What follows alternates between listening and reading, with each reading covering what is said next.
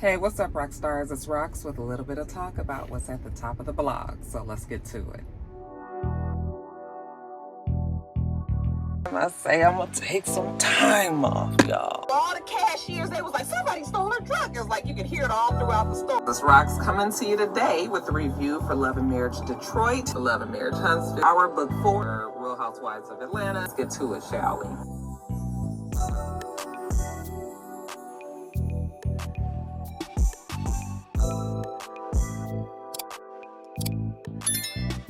All right, rock stars, I'm gonna need you guys to be a little patient with me today. I do not feel well. I feel like I am catching a cold. I be hot at night, and then I have the fan on all night, and then I be cold, and then I've been having sort of chills today. I'm hot, but I'm cold. It probably has something to do with this stupid menopause, but still, I don't feel well. And so I'm gonna try to muster up as much energy as I can to get this to you.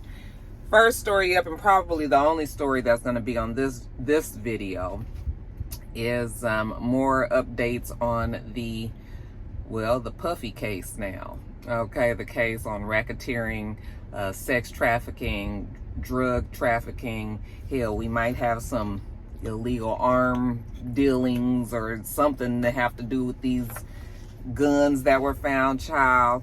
You know, when I did my Top of the Blogs Extra just a few days ago, right after that, the FBI kind of presented their reasonings for why they were bringing forth these charges, as well as trying to keep him from making bail. Okay, and of course that happened after I did my video, because that always happens after I do my video.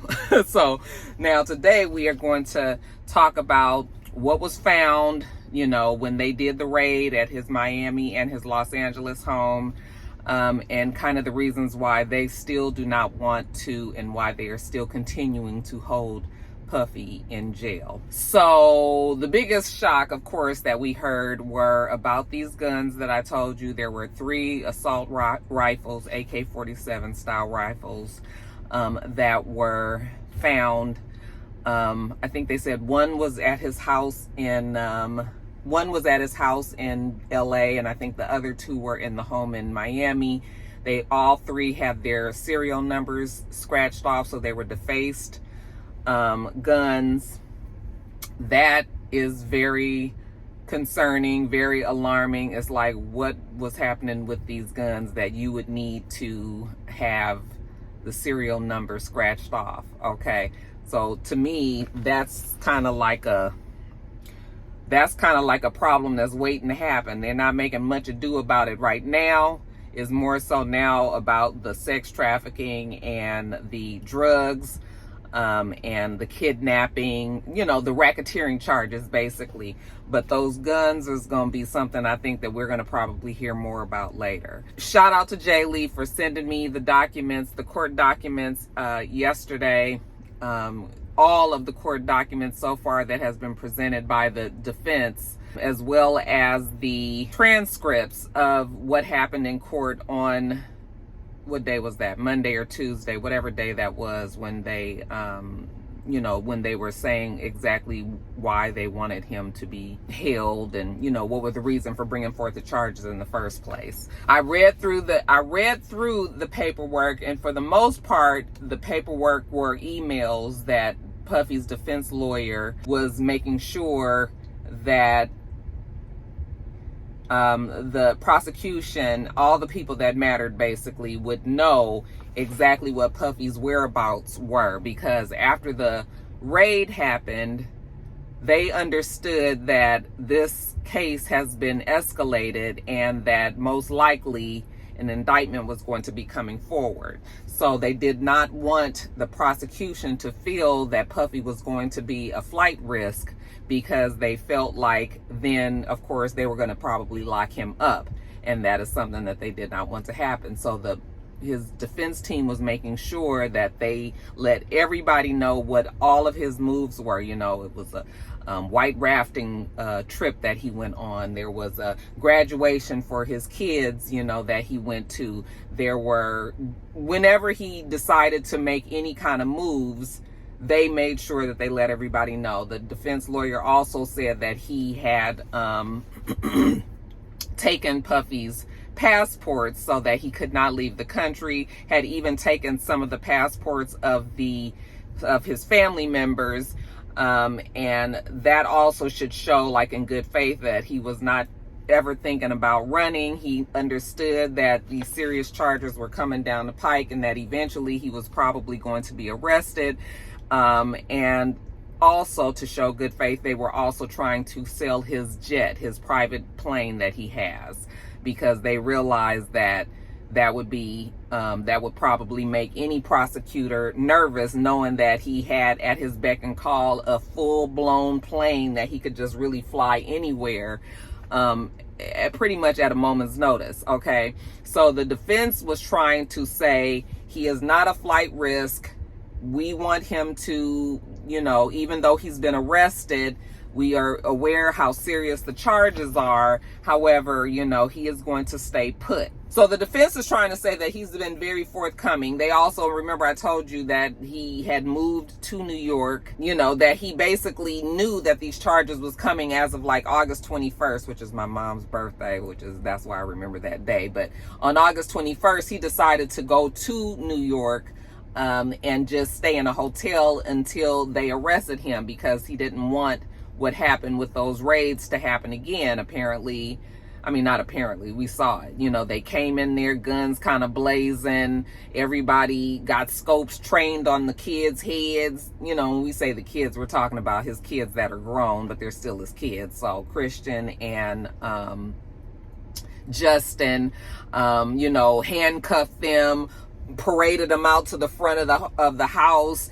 held them out there for hours, for all of the media, the helicopters, all of that outside for them to capture. He was trying to avoid that happening again. So instead of all of that, he just went to New York, stayed in the hotel, and was just like, I'm just going to stay here, with the intention of actually turning himself in. The prosecution never acted on him turning himself in, and I don't know why they didn't. Either they just felt like they could still leave him alone, or maybe they wanted to make a big scene by arresting him. Whatever it was, Puffy knew that that day was coming, that his days were numbered. Now the prosecution in return said, hey, listen, we knew that they were going to get up here and say all of that.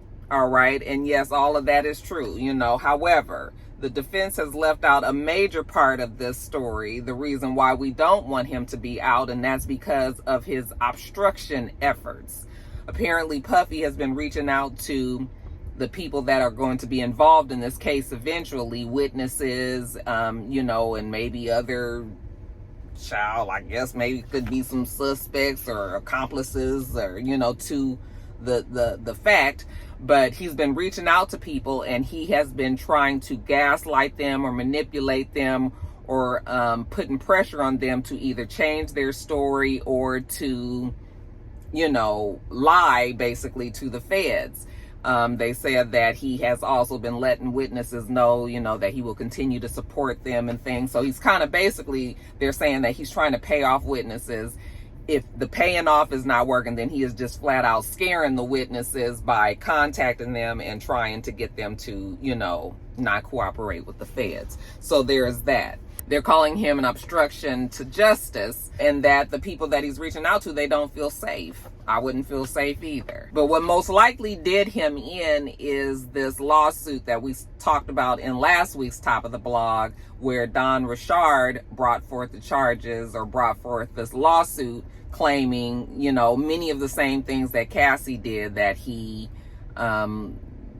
physically abused her, mentally abused her. There was some sexual abuse there, that she also witnessed a lot of the things that Cassie said happened to her. And basically that Puffy was just like this tyrant who was wielding his power over her for years and years and years, and keeping her in control, and fucking up her mind and everything. Okay, so we talked about that lawsuit last week. In that lawsuit, she mentions her former bandmate from Dirty Money. I know I kept on saying Last Train to Paris. Y'all know what I meant, okay? Dirty money, and shout out to the Roxstars that kept correcting me, because actually I laughed at it, because I was like, ooh, I kept on saying it's strong, okay? Just loud and wrong. The last train to Paris. Anyway, it's dirty money. But the group, Kalina Harper, was in the group with Don and Puffy. And in that lawsuit that we talked about last week, she mentioned Kalina Harper and the fact that she also witnessed a lot of the things that she was talking about, a lot of the things that happened to Cassie. You know, even her herself was being abused by them having to work endlessly, tirelessly, never getting breaks for days on end, you know, all of those things. And remember, shortly after the lawsuit came out, then Kalina actually made a statement where she said that while she appreciates Don Rashard for, you know, speaking her truth, that is not her truth, and that she did not witness those things that happened to Cassie and to Kim, and that she's only kept her relationship strictly professional with Puffy, okay? And she said some other things, but that was basically it, all right? And it's funny because people were saying like, well, Roxanne, you know, apparently she's in this she's in this case where she doesn't have,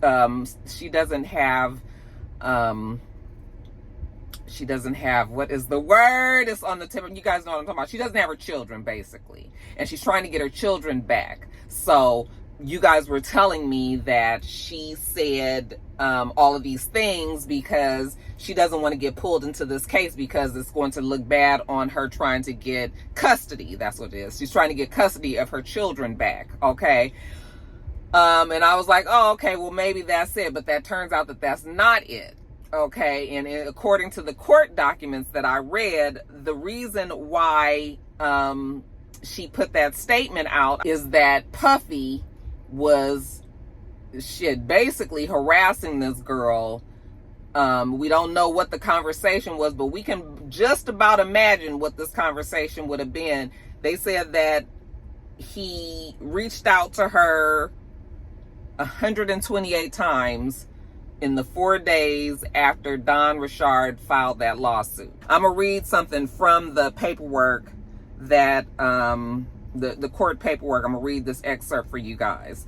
It said, on September 10th, which is 1 week ago, Don Rashard filed a civil complaint detailing abuse she experienced and observed from the defendant.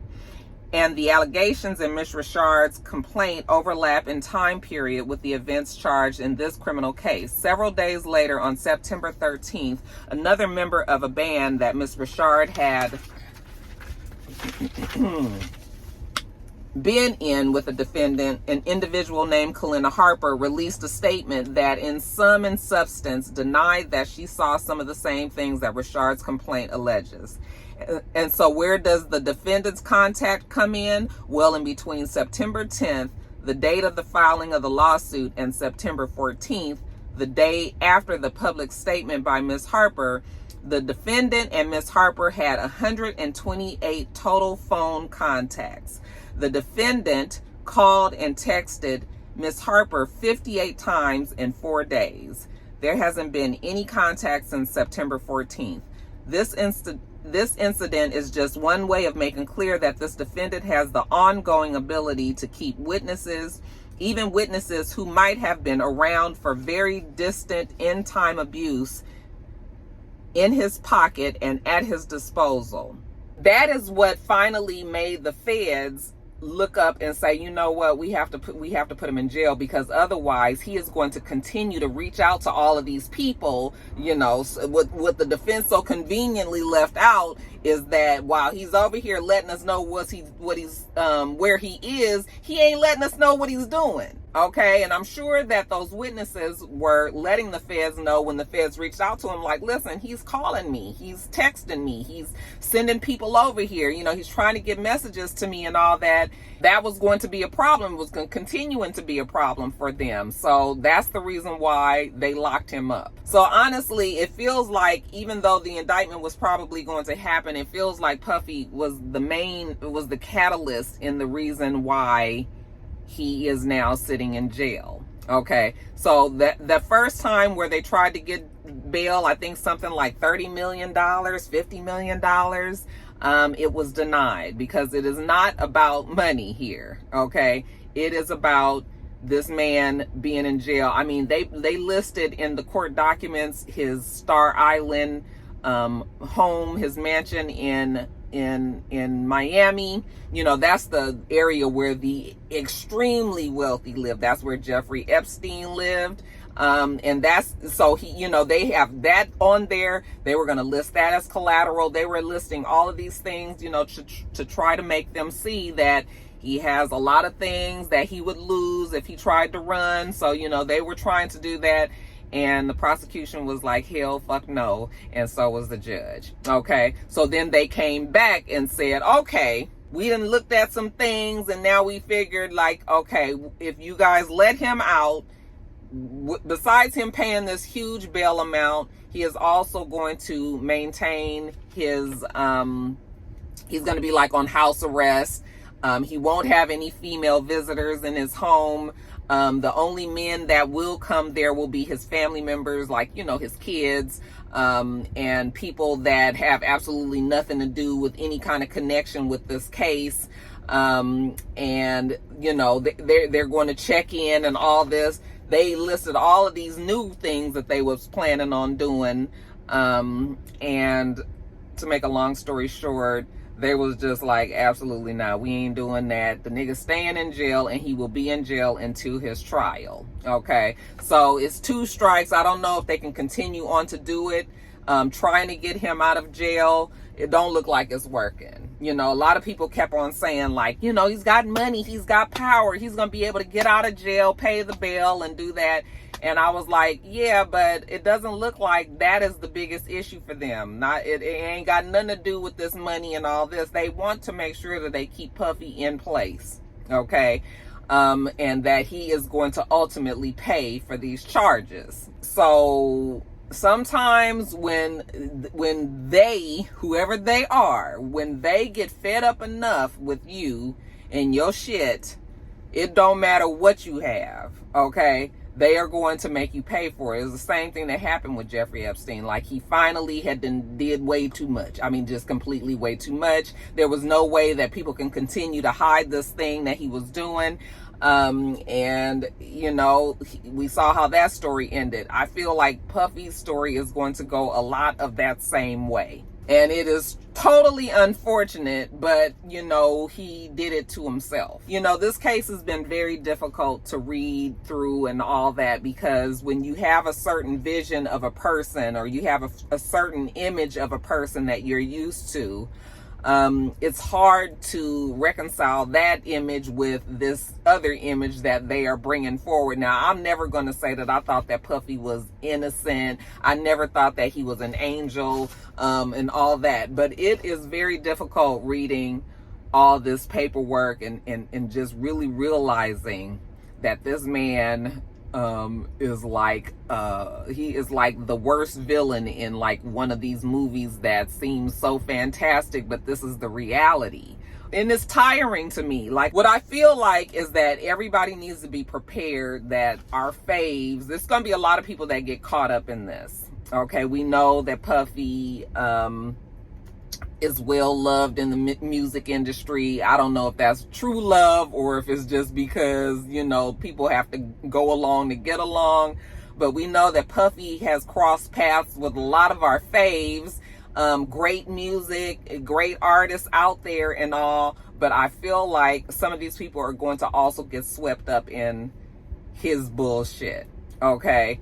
When you read this case, and when you think about all the stuff that's going on there is a lot of drug, a lot of alcohol use. Okay, and side note, you know, we did find out that he had over 1,000 bottles of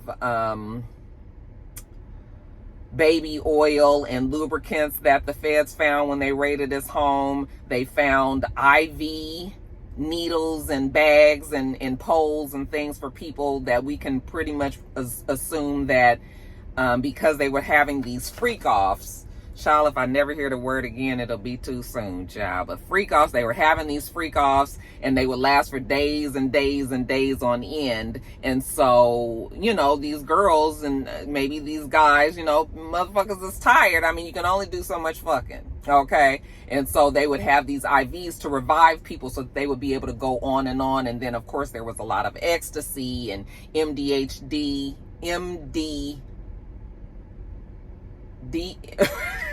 y'all know what I'm talking about. You know, ketamine and all these drugs that were keeping everybody going. And then the IV to make sure, you know, that they had their energy up as well. And child, I just was like, I don't know how you explain that you have over 1,000 bottles of lubricants and baby oil. One person don't need 1,000 bottles of oil. So that right there is also very damning, very damaging. And yeah, but anyway, what I was saying was, I feel like so many of our faves are probably going to get caught up in this. And you can think about our faves that are, you know, or used to be close with Puffy. We don't see him too much with him anymore. Of course, definitely not now. But there was a time where we always saw Snoop around him. We always saw Usher around him. We always knew about Mary J. You know, we always knew. And these people, I feel like, are going to somehow get caught up in this. Okay? And we just better pray that by them getting caught up in this, that it still doesn't affect their livelihood, first of all, affect their lives and their freedoms, and you know, we don't all of a sudden look at them in a different way. But I feel like it's coming, you guys, namely with Mary J. So somebody sent me a video today from the guy on YouTube, Make It Make Sense. And he was saying, I watched it this morning on the way to work, and he was saying that there is a video apparently that's being shopped around to the media, and that the feds actually have this video as well of Puffy, Mary J, and some victim engaging in sexual acts. Okay.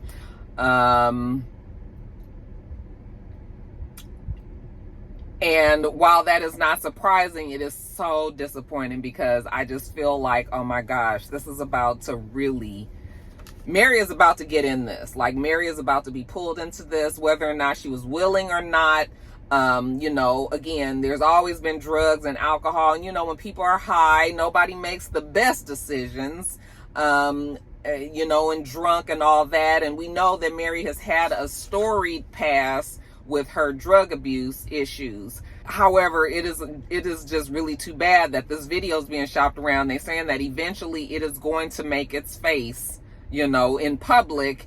And yeah, you guys, I just feel like this is about to be really, really bad for a lot of people. That might be a lot of the reason why Mary J hasn't really said anything about anything that's going on with this case, other than her, you know, champion the women that did speak out and saying how, you know, it must feel good for them to be able to finally get these things off their chest, you know, finally say it, speak their truth, and be free from like this secret.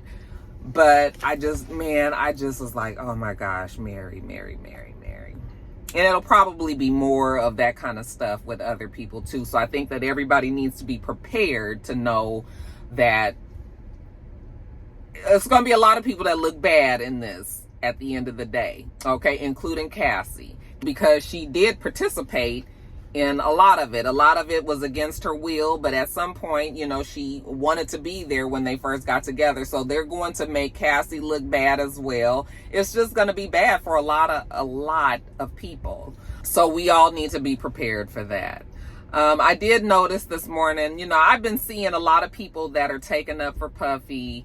A lot of men, especially, which is understandable. Men is going to always have men's back, you know. But, you know, some of our more ignorant of the men, you know, that are speaking out, Boosie, Faison Love, you know, speaking about, you know, Boosie talking about Puffy, You know, he doesn't feel that it's fair that this is happening to Puffy because everybody does it, you know, basically in the entertainment industry, and why does he have to pay for it? I was just like, Boosie is over there telling on himself and the industry, okay? Yeah, there may be a lot of people that do it. I'm not stupid enough to think that there aren't, you know, but, you know, Puffy is the one that got caught. Puffy is the one that got caught, and we can't just say, oh, so-and-so doing it, so Puffy should be okay. Okay, because that one ain't got in trouble. Well, nobody came forward on that one. Somebody came forward on Puffy, and that was where they were able to open up a case. Okay. Faison Love going on and on about when was it, so, you know, against the law to be a freak. That these people was willing participants there, and that, you know, he was paying these people, that they willingly came and did all that. And I was like, and the last time I checked, prostitution was illegal in most states. Okay, sometimes it doesn't matter whether or not they were a willing participant. First of all, if they were underage, it don't matter at all if they were willing or not. They're too young to even make the decision for themselves to be doing this legally. Okay, so that's the first thing. But the second thing is, that is just prostitution, high class prostitution, but prostitution. You paying people to come and have sex with you when it is against the law. And then you're providing all of these alcohol and all of these drugs for these people who, you know, when you are in an altered state of mind, you're not making the best decisions for yourself, and you are continuing that on and on and on. They said that Puffy would watch people having sex for days on end, that if he wasn't there, he would watch from his cell phone, that he had cameras hidden around the rooms, that people would have no idea that they were even being recorded. And that's where I'm getting worried about some celebrities getting caught up in this as well, because if you didn't know you was recording and you thought you was just there having a good time, you know, that's one thing. But you getting recorded, that shit is documented, and he had those tapes, you know. So they have those tapes, because remember, they raided. He also had some IT person apparently, and we can pretty much expect that IT person to sing like a bird. I mean, you already know that shit is coming. It's going to be a lot, you guys. It's going to be a lot. But yeah, it is really interesting to hear people say, well, you know, everybody does it, and, you know, why he got to be the one? And it's just sort of like, you know, me as a mother, when my kids used to say, you know, oh, so-and-so did it, so why? It's like, I don't give a fuck about them, okay? I'm talking about what you did and what your ass knows that you should not have fucking been doing. Don't sit up here and tell me that so-and-so did that too. I don't give a damn. Let his parents worry about what the fuck he did over there. I'm talking to you about what you shouldn't have done. And that's pretty much how it works here too. We can't worry about what everybody else is doing. The ones that get caught, you can't feel bad for them, because it's just sort of like, why was you doing it in the first place? We know from R. Kelly that a lot of this stuff happens. The chicken are coming home to roost now. And Puffy is just the next person that is paying for it. I think another thing that we can pretty much assume is that Puffy has a pretty raging drug habit. Okay, that he has been able to keep it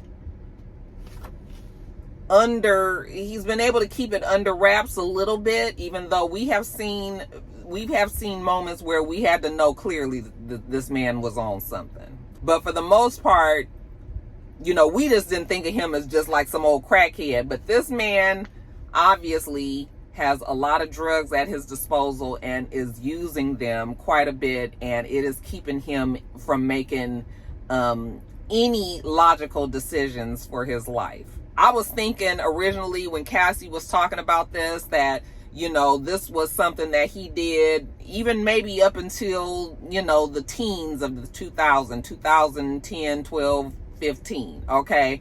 But to know that he continues this kind of stuff till 2024, it's just sort of like, you never thought you was gonna get caught with this. You never thought you were gonna get caught with this. Yeah, we're gonna find out a lot. Young Miami is going to get swept up in this for sure, okay? I know that her stress level has got to be through the roof, because shit is real right now. Shit is real right now. And Yeah, it's just really too bad. People that thought that they were just having fun, it then turned into something totally different and could potentially land them in jail. Okay, Puffy ain't getting out, not unless they find him not guilty. But these other people, depending on the moves that they make and depending on what we find out, how they were involved in everything, you know, they might find themselves sitting in the cell right next to him, child. So it's bad. It is really bad. It's disappointing. It's a whole legacy just completely ruined. And he did it to himself, you guys. He did it to himself. Hey, this is future Roxanne coming in real fast because I wanted to add this part to the video. There was many of you guys who had said that Puffy did not pay Cassie the $30 million. I mean, I'm assuming that's what the amount was. That's the amount that she was asking from him when she originally brought forth this claim. Apparently, she was writing a book, and they reached out to Puffy and told him that they were writing a book and that he could buy the rights to the book. She wouldn't put the information out, and that he would pay her $30 million. He refused to do that then. That is when the lawsuit came about. She got new lawyers, and they pressed for a lawsuit, and that's how that came about. You guys were saying that Puffy did not pay the $30 million and that it was paid by the insurance because the companies that she also named in the claim, they use their insurance policy and pay that out. That is not true. Puffy wrote a check. According to his defense attorney, Puffy wrote a check for $30 million to quickly settle that case. I wanted to make sure I added that because there were many of you guys that were in my comments. I guess there is a lawyer or somebody on YouTube that explained that, but that's not what happened. Puffy is the one that spent that money. No insurance policy did that. Okay, so there's a lot of misinformation that's going around. I did read that in the court documents, so I'm more inclined to believe the court documents than anything else. Okay, I just wanted to make sure I added that part in here. And I wanted to make sure that I added that in here because I kept saying that it didn't make sense that Puffy paid her after the fact. And you guys were like, Puffy didn't pay her. The insurance did. Okay, my point was he either needed to pay her beforehand so that the information never made it to the light of day, or he should have just kept his fucking $30 million because we see where it headed. All right, so that's why I kept on saying he shouldn't have paid that money to Cassie. I was just trying to make it clear that he should have paid her to keep quiet, or he should have just never paid anything. So now the push is for the trial to come as soon as possible. Like, they want all this to happen so that this man won't have to sit up in jail, because they're saying that the detention center that they have him in is deplorable, that it is inhumane. And I was just like, yeah, it's probably all of that. It is probably all of that. And a person that was damn near a billionaire having to sit in a place like that. I mean, you talk about humility, bringing it all the way down. I saw they were talking, academics or something was talking about the meals that he is going to have in jail. Shit that I know that is probably considered slop to him. You know, that is what happens when you break the law, when you do these things and you find yourself in jail. You know, that's what happens. That's why folks need to try to not do these things so that they don't have to deal with those kind of things, you know. And we didn't think that Puffy was going to ever be one that sat in them places. But, honey, karma has a way of showing its ugly face, and it just eventually makes it back around in some kind of way. Okay, this way is way more public, way more embarrassing. You know, it's just honestly a mess. It's a mess for him, and we're going to continue to hear more and more about this until trial, during trial, after trial. But anyway, I'm gonna stop it here because I have other stuff that we need to talk about. You guys, let me know what you think about everything. I was trying to make sure that I got all of the points that I wanted to get out. How do you guys feel about this happening to Puffy? Do you feel bad for him? Do you even believe the things that are being claimed about him? Or do you guys feel like they are trying to make an example? I mean, it's clear they're making an example out of Puffy, but that don't matter. because if you didn't do the shit, he wouldn't be able to be made of an example out of, you know. So, but you guys just let me know what you think about it, how you think things are going to move forward from here on out. Y'all leave all that below.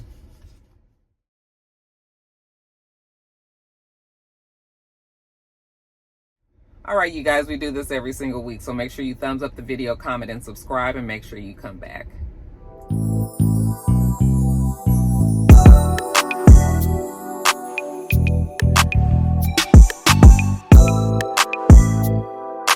Until next time, rock stars.